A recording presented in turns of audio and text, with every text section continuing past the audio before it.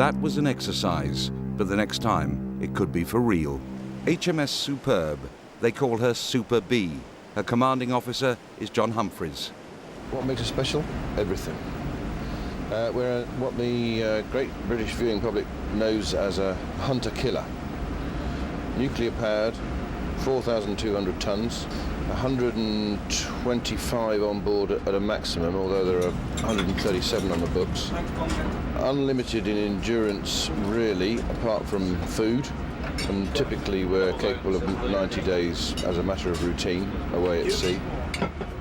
Stand by the fire. 10. 9. Conventionally armed.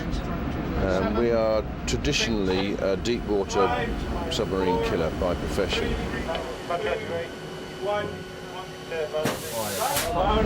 We are also involved in intelligence collection. We can be put up threat, remaining covert, to give what's known as indications and warnings back to our political masters. We work with special forces.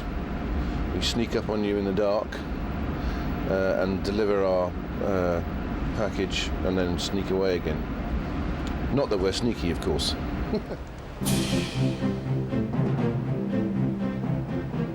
Ever since it was formed, the submarine service has attracted a special type of sailor. They're quite proud of the fact that they were once dismissed, even by the Admiralty in 1902, as underhand, unfair and damned un-English. Over the next 6 weeks, we shall follow this special breed and the submarine they serve. Without doubt, it takes a particular type of person to be a submariner and a special type of person to be a submariner's wife. Away from home for months at a time and with no way of keeping in contact with that home and any problems that may arise. It's a way of life most of us would find untenable. But what do we know of a submariner's life while at or under the sea? According to Dave, Reggie Perrin, it's not like the movies. First of all, no, we have never been attacked by a giant squid, as we see on TV programmes. Well, I think as yourself, when you're walking through the submarine, you don't hear the ping, ping, ping like as shown on TV films. That's all gone nowadays. We do have the ability to do it, but we don't.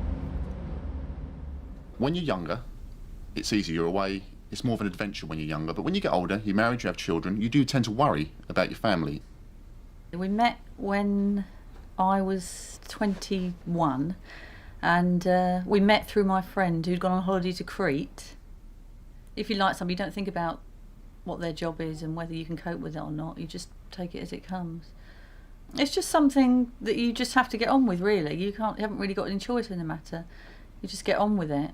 A lot of people say to me, "Oh, I don't know how you cope," and that I cope really well in that. But to me, I just feel that it's just sort of going from day to day. You just have to get on with it. The loved ones may argue that their lot is harder than the men's. It's the constant uncertainty. But Phil Doc McGonagall had no uncertainty about joining what is known as the trade. When I was in training, it was a time where there'd been short of MAs and they were short in a few places, and it was either submarines or Royal Marines. So I was living in a ditch. It's not my way of earning a living. So I opted for submarines, and plus my brother was in submarines, he was a PMA in submarines. So I had an idea of what the job entailed. So there was that, and also I get very seasick. So it's best to be under the water than on top of it in a ship or something, so that's why I came to submarines. Phil lives in the Devon countryside with his wife for 5 years, Kate. The couple want children, but being based at Faslane in Scotland and long tours at sea aren't helpful. The time at home is precious, and for more reasons than just the opportunity to be together. It's lovely to have space, because the submarine is very an enclosed environment. And one of the problems that a lot of people don't think about, I suppose, is your vision, because you're never used to looking more than 20 feet. Once you've been at sea for a while, you get back and your distance vision is awful. You have to be careful when you're driving and things, because you've got no, you can't judge the distance at all. But the space, yeah, I mean, I like it. We live up here, it's nice and open. We go out with the dog and stuff. I just utilise the space I've got by leaving things everywhere, which doesn't go down too well. The main thing is really the smell, They do everything that they have, everything that they own. It just smells of diesel oil and just the submarine. And you're so used to being on your own. I mean, apart from that, I mean, that's easy, you just throw things in the washing machine. But apart from that, really, I'm so used to being on my own, having no children or just the animals to look after, that I find it's very difficult. He sort of interrupts my routines and my way of living. And actually, it's quite hard to begin with. If it's just a short period, then you slot back into your own little ways quite easily. But if he's been away for a substantial period of time, then you sort of resent him, really, because he's... I mean, not that I do much or I go places particularly, but just my own little ways of times of eating and going to bed and things like that, and he just sort of interrupts it. But that only lasts a day or so, and then once that happens, you just slot back into the same old routine. Nothing changes. It's as if he's never been away after a sort of 4 or 5 days. Keith Asprey lives in Plymouth. Trying to sell it to somebody, I don't think you'd be able to sell it to anybody, because we breathe artificial air, we're in artificial light, we don't get any sun. It's hard work, but I think it's the friendship, that because everybody works for everybody else. We work as a team and everyone relies on each other, because there's a lot of things can go wrong in submarines, and we all have to have a certain idea about how to react to any sort of an emergency, for instance. Keith met his wife Sherry 7 years ago. She was only 20 and knew little of the life of a service wife. She admits that she sometimes gets jealous of the friendships that develop among crewmates. A submarine could be a cruel mistress. There has been a few times, isn't there, where I've been sort of like crying on the phone to him and everything else, but I do hold it back because I know that he doesn't like to see me getting upset, and it's not fair on him if I am there sort of like crying my eyes out on the phone. So I have to be strong for Keith, really, because it's not going to be fair on him if he's going to sea for like 2.5 months or something, knowing that I'm in a right state back home. So I've got to let him know that I'm okay and that I'm going to be able to manage on my own, really. It doesn't get any easier with time. Coxswain Paul Kennel and Michelle have been married for 22 years and live in Gosport. If the wives are worried about sharing their anxieties to their men, then the men equally have to hide their feelings. It's, if anything happens, I think, is the main thing. Michelle's had problems before. You know, I've been away on a submarine before when Michelle's had a miscarriage at home and had to deal with that all on her own, and other things happen. And, you know, you're just hoping that something major doesn't occur while you're away on a submarine, and not probably too bad during a workup stage or the sea trial phase straight after refit. But once you go on an operation, you know that the boat's not going to surface and get you off, and you probably wouldn't be told until the end of it anyway. All right, then. Bye then. Bye. We don't have any contact at all. We don't get any mail or anything, so it's just a case of having to shut it off and think, well, you know, everything will hopefully be all right, and when you get back, you know, quick phone call and make sure that it is. Superb is one of Britain's hunter-killer class submarines. When she slips away from her base, she can stay at sea undetected for 90 days or even longer, to seek and, if the order is given, to destroy enemy ships and submarines. This story begins in the shadow of the Forth Rail Bridge and the cold, glassy waters that lead Superb into Rosyth Dockyard.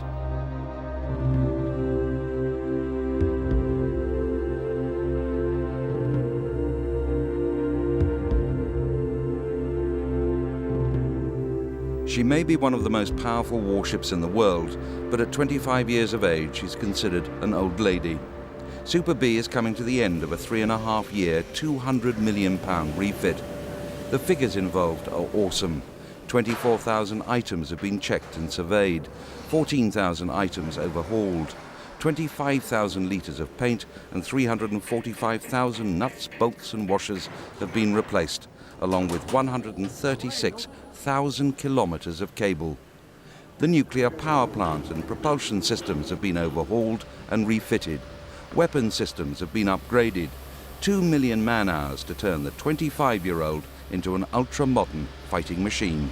To the untrained eye, it looks a bit of a mess. I mean, we've got a lot of ventilation here. This is due to the painting, and we're extracting fumes to keep the fumes away. And of course, we're doing hot work as well, where they fit new valves into the 29 bulkhead up here, which a lot of hot work goes on. So you have to watch what you're doing with painting and hot work so you don't get explosive mixtures in the atmosphere. So there's a lot of vent hoses, and that's what all these hoses are here. The cables themselves, the units are stripped out, the cables are checked and run through, and basically say you preserve them, tally them up ready so you know where they go back, so the jigsaw all marries up at the hinder end. The pride of the workmen in the Scottish Yard is self-evident, but there is also great urgency.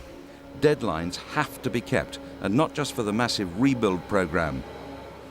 The crew are about to come under intense pressure. Emergency station. The new Superb will be unlike anything these men have ever had to crew, and that includes Commanding Officer John Humphreys. We do things by rote. So these guys will react in accordance with emergency operating procedures and make the boat safe. The training that we're doing at the moment is part of a process designed to bring us from novice stage with background experience into a submarine, out of a refit environment, which is 3 years alongside, not being at sea, and then in stages out to sea to do simple things and then do more complicated things until ultimately we can operate in any of the areas we're asked to operate. And so the process starts with theoretical training, and the bit we're doing now is using some of the simulators that are available. If we make a mistake, it doesn't matter. It's a simulator, it doesn't cost £300 million every time you run aground. Lower search, raise attack. Lower search, raise attack. Main pump is stop, fire safe shut. You have to surface the boat between 5 and 10 degrees bow, otherwise you do the old flip of the dolphin routine. Straight back down and we all die.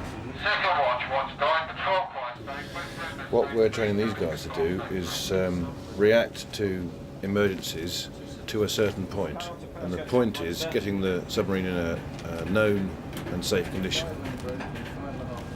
Petty Officer Perrin has made the long trip to Rosyth from Plymouth.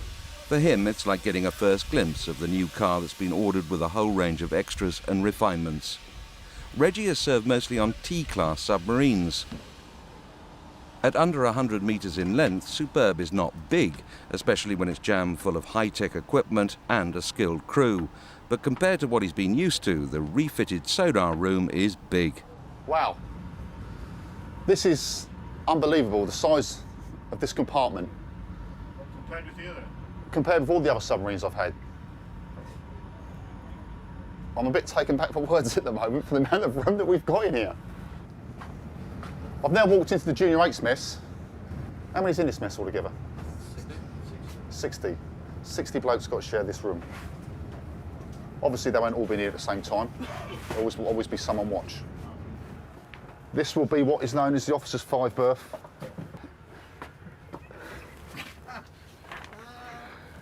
You get more junior officers in here because there's no ensuite, there's no sink in here, so they have to go through to use the other one. There's only one way out and you've got to reverse. Life on a submarine.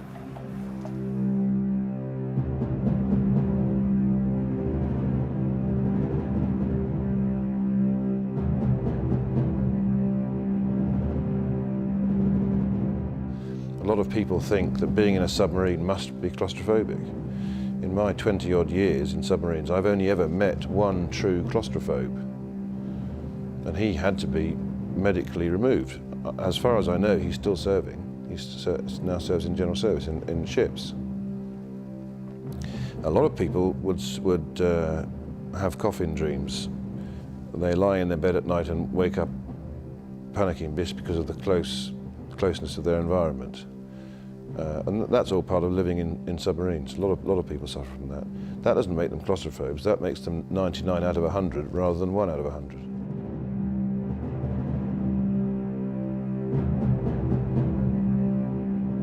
That's all one person gets, is that in there. Put all his kit in. And we're going to have little bags fitted underneath the bunks to put anything extra in as well. Not a lot. That's your egg. Don't touch it, Michael, because it's very hot. For Gail Perrin and the family, Reggie's trip to Scotland will be the first of many separations. I find it hard, obviously, because it's basically like being a single mother all the time when Dave's not here, which I am used to now, but it can be difficult depending on what's going on at the time, but especially if one of them are ill or anything. And if it's anything reasonably serious, it can be you know, obviously worrying, but it's worse when you haven't got your husband there to support you and to help you. This has been my main compartment when I'm at sea. I'll be sat in here controlling the sonar that's going on, feeding the command with all the information. Because when we're actually dived, we are the eyes and ears of the submarine in this compartment in here. Was it a bit of a shock ending up in Rosyth? Total. But that's life in the blue suit, as they say in the Navy. It's my first time I've had a draft out of area, so I can't complain too much. I tried to wriggle out of it, but not too hard. Married, wife, I've left my wife down in Plymouth with 2 children. She's accepted the fact. I'm lucky I've got a strong wife who can put up with that. I'm only going to be away for a while. That's what I've told her anyway. Merchantman, dead ahead. Go deep, go deep, go deep. Keep safe depth. Keep safe depth. Down on mast. Shut bulkhead doors. Man compartment blows. Brace, brace, brace. We're taking a team that has never been before together and asking them to put a submarine that's been parked alongside for 3 years in a challenging environment. There is still so much that could go wrong, so consistency is my biggest concern. Washstand 2, submarine return to periscope deck. Right, the only failure is that we're about 1 million miles off course, aren't we? I'm going to cut the drill short slightly, so it's an early tea break. Yahoo! Yahoo! Exit. Good. While many of the crew will be coming to Superb fresh, some of the senior members of the complement have seen the massive project all the way through its long 3.5 years. Coxswain Paul Kennel is one. He would much rather be at sea than alongside, and now that the time is coming for completion, the pressure and the paperwork is mounting.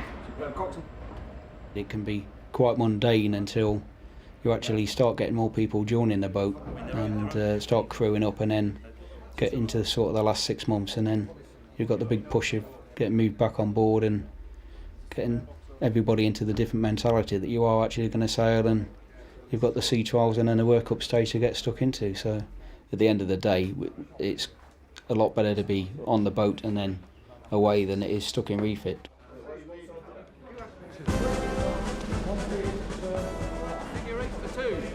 Second rank only, 1 pace forward, march. An ordeal for any member of the senior service is the parade. In this case, it's 24 hours away from the rededication ceremony when Superb is officially accepted back into the Royal Navy. Right. Trace. It's a running joke in the other 2 services that sailors cannot march.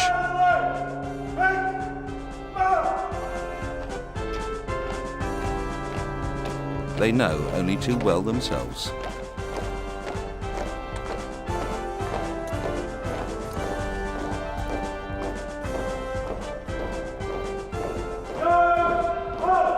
They even wear their boots out trying during rehearsals. But for submariners, it's doubly hard. Go! General salute! Reset! And... There's not much room for drill practice in the cramped 272 feet of a hunter-killer class submarine. The captain knows that the top brass will be watching closely, so a few prayers are quietly spoken that all goes well. Well, better than rehearsals anyway. The boots still need spit and polish, and on the morning of the ceremony, Superb is still a hive of activity.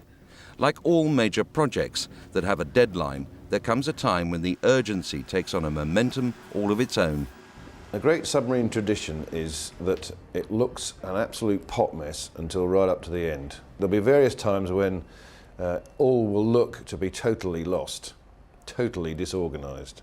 But there is a plan, and 99 times out of 100 we achieve the aim. In this case, the company were the ones pulling things to bits frantically, cleaning them, putting them back together, laying the walkways to disguise the fact that actually they're still doing work on board the submarine, so that it looked good, so that it felt good. And you use it all the time available to you.